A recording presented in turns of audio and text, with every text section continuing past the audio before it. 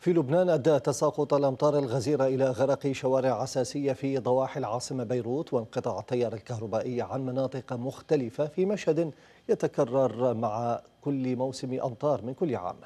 وأمام هذا الموقف تصاعدت حدة الغضب في الشارع اللبناني الذي يحمل السلطات مسؤولية تدهور البنية الأساسية في البلاد.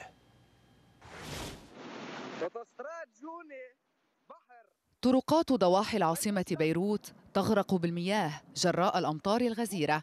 طرق سريعة حيوية جنوبا وشمالا تحولت إلى مستنقعات، ومواطنون علقوا داخل سياراتهم لساعات لتتحول الأمطار إلى نقمة. وقت بيكون في فساد، ما في مراقبة بالوزارات وما في شيء، بيقولوا عم بيشتغلوا بالنهاية بس تشتي بنشوف شغلهم كيف كان. بتحمل المسؤولية للدولة وللبلديات وللشعب اللبناني كمان اللي بكب على الطرقات وهو ماشي بالسيارة.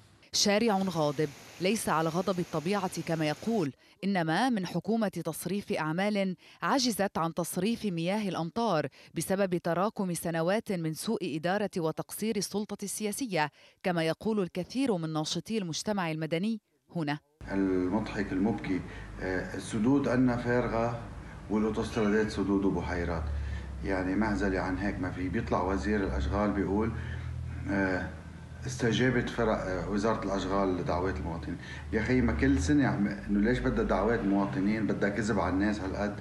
الأزمات عم تكرر نفسها دائما، التاريخ يعيد نفسه بالمأساة بشكل دائم. لبنان غرق في مياه الأمطار وفي الظلام أيضا بعد انقطاع التيار الكهربائي عن مختلف المناطق اللبنانية بما فيها العاصمة بسبب الطقس العاصف. وزارة الأشغال اللبنانية ردت على حملات الناشطين الغاضبة عبر وسائل التواصل الاجتماعي بالقول إن غالبية الفيديوهات التي توضح غرق الشوارع بمياه الأمطار مفبركة وقديمة، وأن فرق الصيانة تابعة للوزارة عمدت إلى تنظيف المجاري المائية منذ أشهر. في عنا مشكلة حقيقية. امبارح نزل 30 ملم بظرف 45 دقيقة.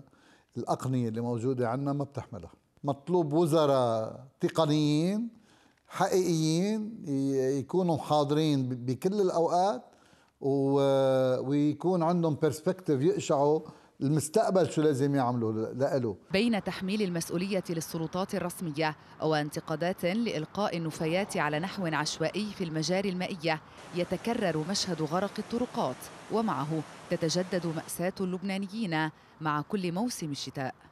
تتوالى الحكومات المتعاقبة على لبنان، فيما أزمة البنى التحتية وتأهيل الطرقات لم تجد طريقها إلى الحل بعد، وتقاذف مسؤولية إهمال وتقصير الطرقات مستمر بين الوزارات المعنية على وقع غضب شعبي كبير من غياب المحاسبة على مر السنين. من أوتوستراد نهر الكلب، جين عفيش، الحرة، جبل لبنان.